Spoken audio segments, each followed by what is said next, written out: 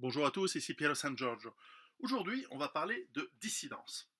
Alors, depuis que j'ai sorti mes livres et qu'ils ont eu du succès, on me casse les couilles avec cette histoire de dissidence. On me dit, mais voilà, est-ce que tu es un dissident? Qu'est-ce que tu penses de la dissidence, etc. Et en fait, vous savez, moi je viens de Suisse, d'un pays qui est assez calme et où même les partis de droite, après les débats houleux avant des campagnes électorales, finissent par boire des verres de vin avec des partis de gauche au sortant des émissions télé. On est dans un pays où on est assez calme et chez nous, l'insulte est extrêmement grave. Enfin, elle est rapidement extrêmement grave. Alors, je suis d'origine italienne et puis je suis d'un caractère assez solitaire, donc je suis peu touché par l'avis des gens sur moi. Mais lorsque je suis arrivé en France, j'ai découvert en fait, dans pas mal de milieux, qu'ils soient à gauche ou à droite, ou dans les écolos, ou dans l'extrême droite, ou peu importe, évidemment c'est des étiquettes, mais dans tous ces milieux, il y a énormément de conflits, des conflits de personnes, de gens qui se disent ah ben non, moi mes idées, parce que la France est un pays d'intellos qui font pas grand chose, mais qui sont des intellos, on dit voilà, j'ai des idées, donc celui-ci n'a pas les mêmes idées que moi, donc c'est mon ennemi, et puis on a toujours ce plaisir, parce qu'on a cette envie de caste, euh, de tagnasser, d'envoyer des bons mots parfois, ou des jeux de mots, ou de châtier l'autre par le verbe. Dans beaucoup d'autres pays, tu fais ça, tu te fais exploser la tronche, hein, tu te fais massacrer. Et je vous en parlerai tout à l'heure, avec le cas Conversano-Soral. Et donc, j'étais, voilà, j'ai vu comment c'était en France, et j'ai vu que tout le monde, voilà, des gens qui ont 90% des idées en commun, n'arrêtent pas de se taper, de se tirer dans les pattes avec d'autres justement dont ils ont les idées en commun.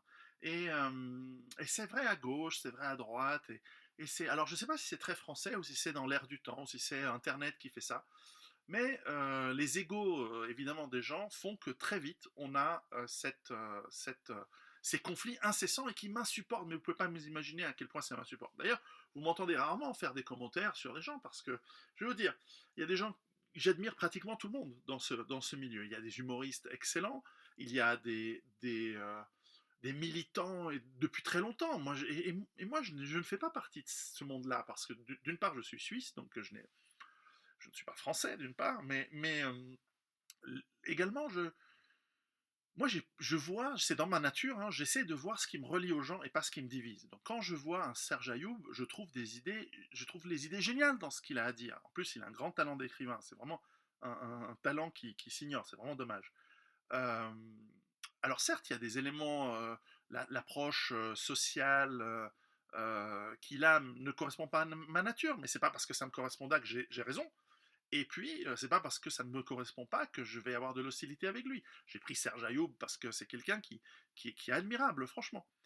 Et qui est la cible de l'État français. Donc, quand on parle de dissidence, en voilà un. Un autre dissident, si on veut, c'est évidemment Alain Soral.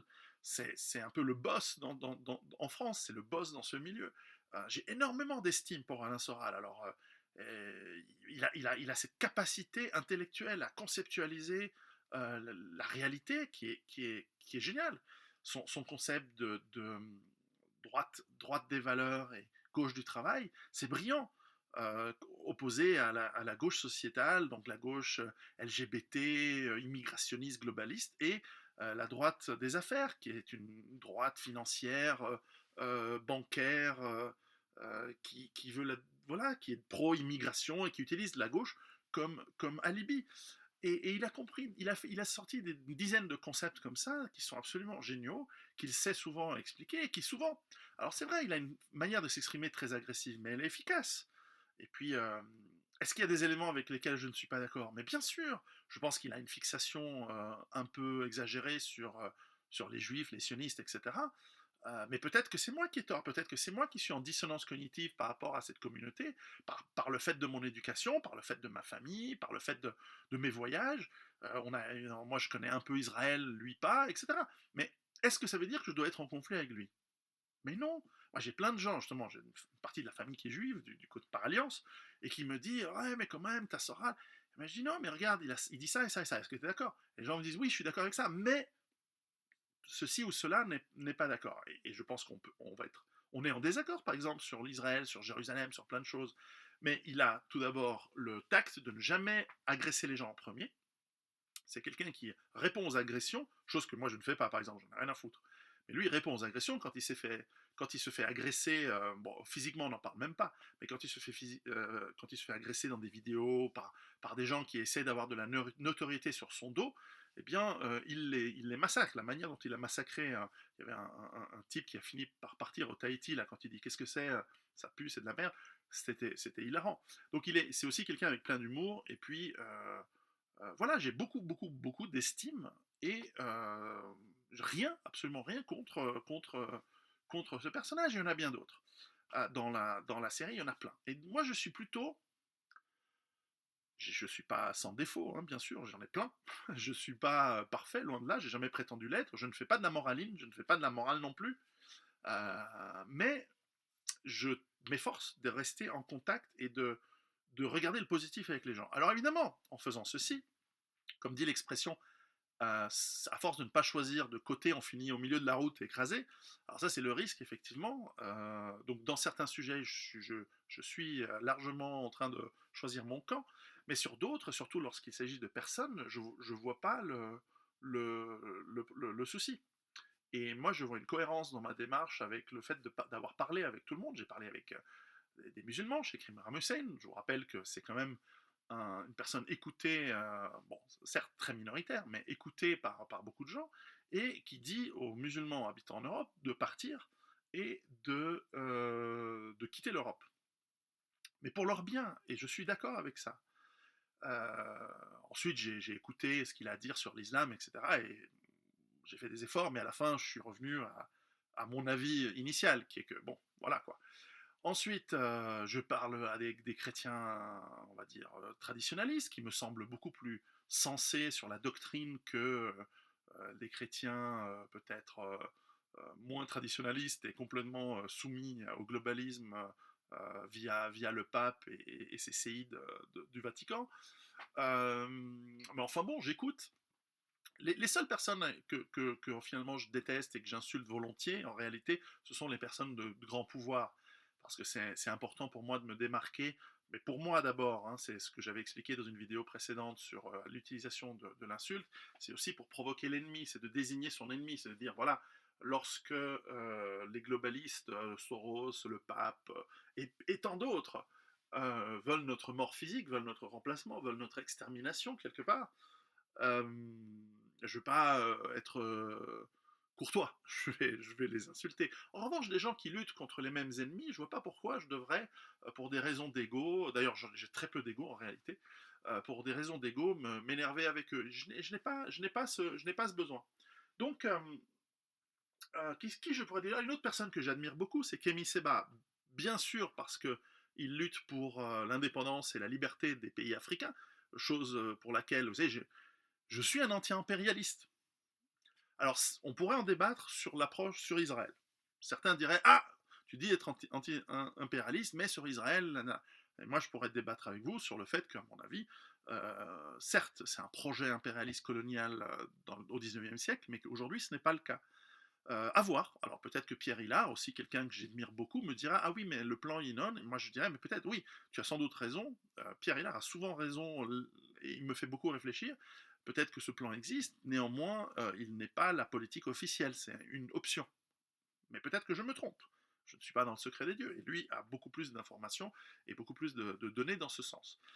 Kemi Seba, par exemple, c'est pas seulement parce qu'il il défend l'Afrique et il dit aux Africains rentrez en Afrique, faire fructifier votre pays. Je n'ai pas une approche, je n'ai pas d'hostilité hein, avec les gens, ni les Arabes, ni les musulmans, ni les. Alors je pense que ça posera un problème en Europe le jour où il y a une crise. Et souvenez-vous, toutes les vidéos que je fais ici sont dans le contexte d'un effondrement qui arrive. Si j'avais la certitude qu'il n'y aura jamais d'effondrement, que tout va se passer très très bien, j'aurais une approche très différente, avec des solutions extrêmement différentes, et par exemple, je serais peut-être moins euh, hostile à la présence de millions d'étrangers de cultures différentes et totalement incompatibles avec les nôtres sur notre territoire, sur nos pays.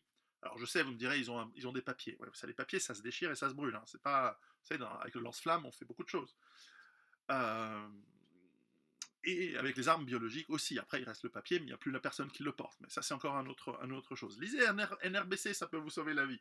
Ça viendra, hein, ces trucs, mais je vous assure. Bref, je n'ai pas d'hostilité.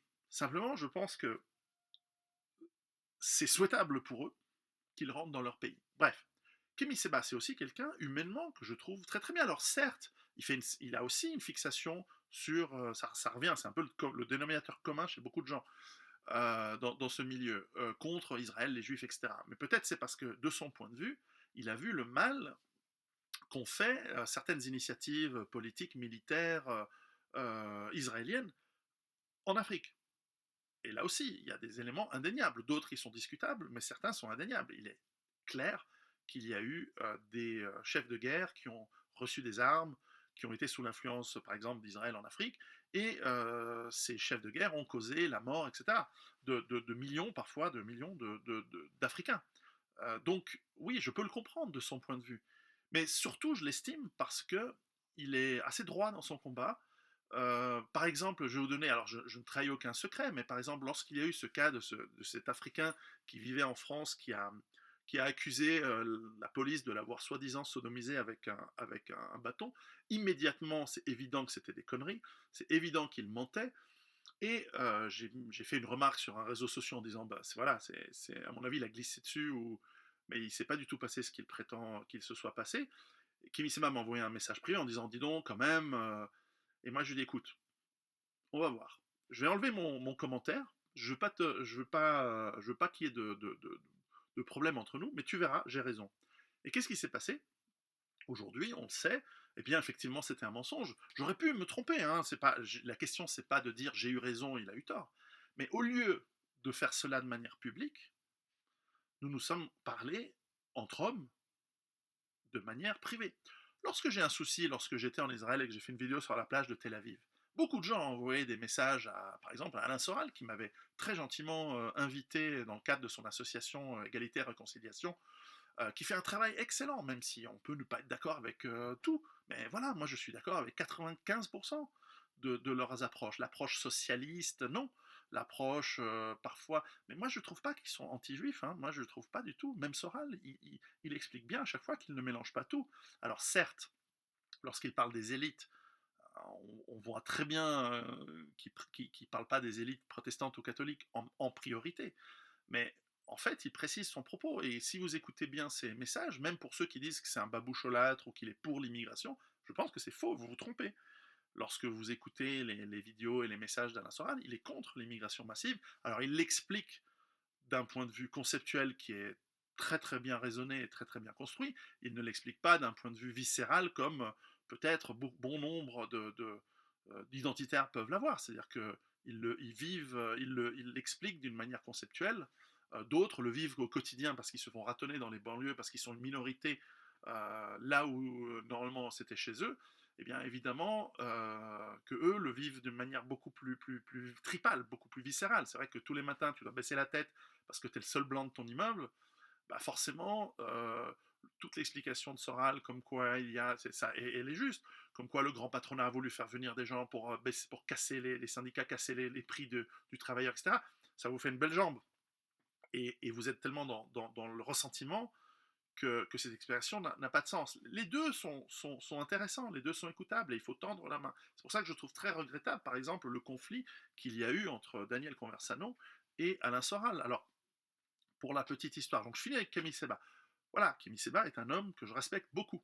Il est plus jeune que moi, mais je le respecte énormément. Quand il n'est pas d'accord avec moi, il me parle. Pas comme d'autres abrutis qui sont pas d'accord avec des vidéos humoristiques, et la première chose qu'ils font, c'est faire des blablas pendant 50 minutes sur Internet, parce qu'en fait, c'est leur ego qui parle, parce qu'en fait, ils veulent, euh, ils veulent profiter d'une occasion de faire du buzz, ou c'est juvénile, ça montre un manque comment on appelle ça, de confiance en soi. Bref, c'est comme ça. Alors je m'en fous, c'est la vie. Et encore une fois, ça me touche pas du tout. Alors c'est vrai qu'il y a quelqu'un qui s'est amusé à mettre l'adresse de l'appartement que j'ai acheté pour ma mère Alors j'imagine que, alors j'espère pour elle qu'elle n'aura pas la visite de maghrébins hargneux, parce que sinon elle va les flinguer, je la connais, elle sort le revolver. Mais, euh, mais bon, qui sait, peut-être qu'elle va recevoir des courriers, mais enfin, connaissant les oiseaux, il y aura rien. Mais c'est pas grave, mais ça montre l'esprit malfaisant de certains. Enfin bon, peu importe. De toute façon, la plupart des Maghrébins, c'est des gens très rien, y compris ceux qui vivent en Europe. Franchement, ils posent pas de problème. Et en Suisse, encore plus. Donc, très sincèrement, ne faisons pas d'amalgame.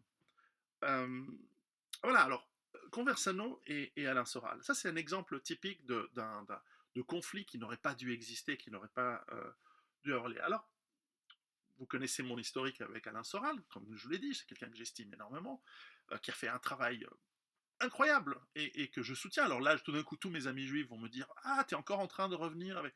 Non, mais j'ai pas à revenir et repartir. Parfois, les journalistes, alors, avant, lorsque j'acceptais les interviews, me disaient toujours: Mais vous êtes proche d'Alain Soral. Je dis: Mais j'ai pas à être proche. Je suis un libre penseur, je suis moi. Et lui, c'est lui. Et lui, il est super là-haut, comme niveau d'intellect et de raisonnement, etc. Moi, très modestement, je suis là. Et puis il y a des gens tout en bas, on est d'accord, mais moi je suis pas grand chose. Hein. Et donc, j'ai pas à être proche ou loin, ou vous réfléchissez comme des nazes. Et c'est pour ça que je réponds plus du tout aux interviews de journalistes mainstream, parce que ça n'a aucun intérêt. Alors, Daniel Conversano, par exemple, hein, mais il y en a, je pourrais citer Boris Lelay, qui fait aussi un travail très intéressant, et plein d'autres. Conversano j'avais remarqué parce qu'il faisait, alors avec sa jeunesse, avec sa manière à lui, d'une autre génération, avec une histoire évidemment de vie très différente de la mienne, avec une approche très artistique. Il avait il le fait toujours, une émission sur Internet qui s'appelle Vive l'Europe, où il interviewe des gens qui ont des approches un peu différentes. Parfois on est d'accord, parfois on n'est pas d'accord. J'ai moi-même été interviewé dans cette émission, la seule et unique fois pour l'instant où j'ai rencontré Daniel Conversano. Et, euh, et j'ai trouvé intéressant cette approche artistique, c'est-à-dire que lorsque vous voulez défendre des idées de souveraineté, finalement de défense d'un peuple européen que personne ne défend aujourd'hui. Les peuples européens sont ceux qui sont insultés, qui sont traînés dans la boue, qui sont culpabilisés euh, par tous, tout le temps. Ça suffit. Et je pense que le peuple européen va se réveiller et ça va chier hein, si on ne fait pas attention. Enfin, si vous ne faites pas attention. Enfin, si les autres ne font pas attention aux Européens. Parce que les Européens, la dernière fois qu'ils se sont énervés, c'est les croisades, les conquistadors, etc., etc. Alors les journalistes comprennent ce raisonnement de travers en disant qu'on souhaite. Non, c'est pas une question de souhait, c'est une question de ce qui va arriver. C'est pas une question de souhaiter ou pas. La mécanique, la physique humaine, elle est comme le reste. Lorsque vous mettez sous pression quelqu'un, au bout d'un moment, il explose. Et à différence de certains peuples, nous, on a la technologie, on a le savoir-faire, on a la patience et on a la détermination. Donc, putain, le monde entier, faites gaffe. Vous êtes en train de réveiller le monstre qui s'est endormi en 1945. Enfin, à peu près en 1945. Bref. Donc, lorsque Daniel Conversano j'ai accepté d'être interviewé, il est venu chez moi ici à Genève, enfin là-bas à Genève, et on a eu notre petite interview qui était fort plaisante. Et je lui ai dit, tu sais, tu devrais faire un effort avec Soral. Alors ça, alors, on va faire 5 minutes ragot. Et je lui ai dit, tu es un jeune garçon qui a plein d'idées, tu veux créer de la contre-culture. Alors là aussi, rendons hommage aux initiatives d'égalité et réconciliation par leur maison de publication. C'est pour ça que je pense qu'une des raisons pour lesquelles Soral s'énerve parfois lorsqu'il y a des jeunes qui arrivent de manière pas hostile, mais qui viennent et se confrontent à lui. Lui, en gros, il dit, attends, j'ai monté des boîtes, on me fait chier, je paye des procès, tout le monde m'agresse, physiquement parfois. Et en plus, j'ai monté des boîtes de production de musique, de livres, j'ai écrit des livres qui ont eu un énorme succès, etc. Faites-moi pas chier en croyant venir, en faisant le je sais tout, etc. Et moi, ça, je le comprends, hein, je le comprends très très bien. Parce que lui, il est sous une pression qui est sans nul pareil en France. C'est l'ennemi public numéro un ou 2, ça dépend si on prend Dieudonné ou Soral. Et donc, moi, j'ai dit à Daniel Conversano, j'ai dit, écoute, si tu permets que je te donne un conseil, si tu veux approcher Alain Soral, tu l'approches en y allant de manière humble et en lui disant, cher Alain Soral, je suis un jeune qui a des idées qui sont peut-être pas les mêmes que vous, on a une approche un peu différente, mais au fond on a les mêmes ennemis, le, finalement le système globaliste qui veut nous détruire tous, hein, il veut nous détruire tous, Européens, Africains, tous. Simplement aujourd'hui il utilise certaines populations pour détruire une autre, mais une fois que ce sera fait, il utilisera d'autres populations pour vous détruire aussi. Et certainement gagner sur ces guerres qui sont en train de se mettre en place. Ça, c'est clair, c'est vrai. Bref, donc je lui dis, tu y vas de manière humble. Tu lui dis, voilà, j'ai beaucoup de respect pour toi. Je lui dis, texto, je lui dis, tu vas voir Alain Soral et tu dis, je te respecte. Alors évidemment, ça ne s'est pas passé comme ça.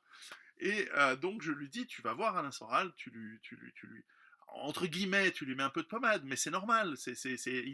Lui, il est tout là-haut, quelque part. C'est quelqu'un qui a construit. Donc si tu as la chance de le rencontrer, alors je ne savais pas qu'il y allait avoir cette rencontre euh, euh, sur le plateau de cette émission avec Dieudonné, je crois. Et, euh, et donc je lui dis, tu y vas, et puis tu lui exposes, tu dis, cher Alain, voici mes idées, qu'en penses-tu? Et ensuite tu le laisses parler, alors tu le laisses parler longtemps, hein, parce qu'il va parler longtemps. Et il va te démolir une partie de tes idées, probablement une partie, il va te les reformuler d'une manière conceptuellement peut-être plus propre, plus épurée, et ensuite vous allez trouver les points d'accord. Et ça, c'est ce que j'ai souhaité. Et j'ai dit, tu as un garçon plein d'énergie, qui a évidemment de la conviction. Alors certains disent, alors il y a des rumeurs comme quoi, alors un tel ou un tel, moi j'ai entendu des gens qui me disent, attention, Daniel Conversano, il est manipulé par les services. D'abord, je ne peux pas le vérifier, j'en sais rien. Et puis, de toute façon, c'est bon, je ne vais pas lui filer mon compte en banque, le numéro de mon compte en banque. J'ai pas, et je vais essayer de ne pas. Alors, on me dit c'est un agent provocateur. Peut-être, j'en sais rien, mais peut-être qu'un autre, peut-être que moi, peut-être. Comment on peut faire pour savoir? On ne sait pas, on n'est pas dans le secret des dieux, on n'est pas dans les bureaux de la DGSI. De toute façon, je pense qu'ils sont débordés avec tout ce qu'ils ont à faire en ce moment. Mais enfin bref. Et donc je lui dis, écoute, très, très amicalement, tu vas voir Alain Soral et tu lui parles gentiment et tu essaies de trouver un terrain d'entente. Et puis sur les éléments qui ne fonctionnent pas, euh, c'est pas grave, vous avez le droit d'être différent, d'avoir des différentes approches, mais apprenez à vous respecter. Nous ne sommes pas nombreux et nous avons tous un grand ennemi, hein, qui veut nous détruire. Alors, certes, moi j'ai une approche sur le travail sur l'autonomie, sur la responsabilisation, sur la création de petits groupes d'entraide et solidaires. D'autres ont une approche plus générale, la nation solidaire, il y a le mouvement solidariste, de Méridien Zéro le MAS, c'est des gens, alors, je ne suis pas d'accord avec 100%, et eux-mêmes ne sont pas d'accord avec moi sur 100% des choses, mais on se respecte beaucoup, c'est des gens super. Et il y a même des gens à gauche, comme les gens du magazine Rébellion, qui font des choses extraordinaires. Je suis aux antipodes de la conception de la société, mais ils font des choses bien et je les respecte. Ils ont même parlé en moi, de mon travail en plutôt bien, quoi. Il y a des gens comme Alain de Benoît qui sont incroyables. Et les gens, au contraire, non. Dans ce milieu-là, tout le monde se tape dans les pattes. Donc, bref, lorsque, évidemment, Conversano a rencontré Soral, quasiment la deuxième phrase qu'il a sortie, c'est je ne te respecte pas. Il s'en est pris 2, 4, je crois. Je vous avoue un truc, j'apprécie Daniel Conversano. D'ailleurs, j'annonce aujourd'hui qu'il m'a gentiment demandé, et je lui ai accepté, d'écrire la préface de son roman. Et j'ai écrit la préface de son roman. Ça ne veut pas dire que je soutiens Conversano contre Soral. Tout ça, c'est absurde de réfléchir. Ce serait absurde de réfléchir comme ça. J'ai écrit parce que ça m'a fait plaisir, j'ai lu son roman, il est sympa, je l'ai trouvé bien, on en parlera une autre fois. J'ai écrit une petite préface, j'espère que ça lui a fait plaisir, et voilà. Bref, alors quand il s'est pris Troignon, moi j'ai vu ça. Alors je ne sais pas ce qui s'est passé avant, je ne sais pas ce qui s'est passé arrière. Certains disent oui, c'était un traquenard. Je m'en fous, je m'en bats les couilles de savoir ce qui s'est passé avant ou après. Tout ce que je sais, c'est deux choses. C'est que si quelqu'un face à moi dans un débat me dit je ne te respecte pas, je fais comme Soral. Je me lève, je traverse la table et je lui en fous une. Et encore, je trouve que Soral a été retenu sur ce coup-là. Vraiment, il s'est retenu. Parce que connaissant l'athlète, c'est un athlète, il faut le voir en vrai, c'est un type, il a le physique du boxeur, c'est assez intéressant. Bah, il aurait pu faire plus, mais bon. Je pense qu'il voulait donner une leçon en disant, voilà, jeune freluquet, tu viens, la première chose que tu fais, tu me rentres dedans, bah tu vas voir, poum poum. D'ailleurs, il s'est expliqué de cela, je trouve, de manière assez raisonnable, et d'ailleurs, Frédéric Delavier a expliqué de manière, les sous-jacents psychologiques de la chose, de manière aussi assez crédible. Donc je trouvais ça intéressant. Après, j'ai écouté, la deuxième chose, c'est que j'ai écouté évidemment par exemple le discours de Conversano et de Soral qui expliquaient d'ailleurs leur point de vue. Et les deux ont raison. Et les deux sont complémentaires, ils ne sont pas en opposition. Et c'est là où parfois je m'arrache les cheveux, bon alors il faut que je prenne des pinces quand ils sont un peu longs. C'est que parfois on a des gens qui ont des approches différentes, qui ont des sagesses, des expériences différentes et qui ont des discours intéressants et complémentaires. Et au lieu de ça, ils se battent. Et ça, c'est très dommage. Et on n'a pas le temps pour ça. On n'a pas le temps. Il nous reste très peu de temps avant que ce soit vraiment le bordel. Et donc les liens forts entre les gens sont... Alors, on s'embrasse tous, on se donne la main et on chante Kumbaya. Je sais pas, visiblement ça ne marche pas, mais il faut qu'on fasse vraiment tous un effort là-dessus. Donc tout ça pour dire, voilà, c'est des gens que j'estime. Certains sont plus jeunes que moi, d'autres sont mes aînés. Moi je suis un peu dans mon éducation, j'ai plutôt tendance au respect des aînés. Donc c'est sûr que j'aurais de la peine à dire du mal de quelqu'un plus âgé que moi. Même il y en a un ancien chirurgien à Genève, la Ploncard d'Assac. Il dit des choses intéressantes. J'ai écouté parce qu'on m'a dit ah oui. Il dit aussi des trucs que je suis pas d'accord du tout. Et c'est vraiment un euphémisme de dire ça. Mais j'écoute parce que c'est un aîné et donc voilà, je vais pas lui rentrer dedans comme ça. Pourtant parfois j'ai envie, mais non, parce que encore une fois, je m'en fous un peu, mais rien que sur l'aspect intellectuel et des concepts, je prends ce qui est bon. Je prends ce qui est bon. Je prends la partie qui est bonne de, de, d'autres. Et il y en a plein d'autres. Il y en a vraiment plein d'autres. Donc Matt, par exemple, qui fait, il est bien aussi. C'est intéressant. Il est subtil en fait. Euh, Bref, tout ça pour dire que c'est vraiment casse-couille ces histoires de gens qui se tapent, qui se volent dans les plumes, et qu'il est grand temps plutôt de foncer. Alors ça, je vous oblige pas de vous faire des bisous, hein, encore une fois, et je ne suis un leader de rien. Parce que personne ne dit, mais pourquoi tu... Non, non, non, moi je ne suis pas un leader, ni un gourou, ni quoi que ce soit. Moi je fais mon truc, vous faites ce que vous voulez, vous prenez ou pas ce que vous voulez de ce que j'ai à dire, surtout j'espère ils sont là, de mes livres. C'est dans mes livres où je mets la chose essentielle et où je structure la pensée. Dans mes vidéos, vous le savez, elles sont un peu... voilà, c'est un peu le bordel de l'italien d'origine, quoi. En revanche, c'est dans les livres où je mets mes concepts beaucoup plus clairs, beaucoup plus précis. C'est pour ça que je mets autant de temps pour les écrire. Là, ça fait 3 ans que je suis sur. C'est long, mais c'est parce que je veux être précis et je veux être définitif. Et voilà, donc j'espère que je ne me suis pas mis à dos toute la dissidence française, parce que dans l'ensemble, ce sont des gens que j'apprécie vraiment beaucoup. Et simplement, voilà, je pense qu'il est grand temps de mûrir vite tous et de travailler sur. On n'est pas obligé de travailler de concert, bien que ce serait bien, mais simplement de se bouger le cul parce que il fait chaud dehors, hein. C'est vraiment chaud. Donc voilà, c'était juste mon point de vue sur la chose. Et encore une fois, à tous ces gens, mes respects. Et à votre manière, continuez le combat et préparez-vous.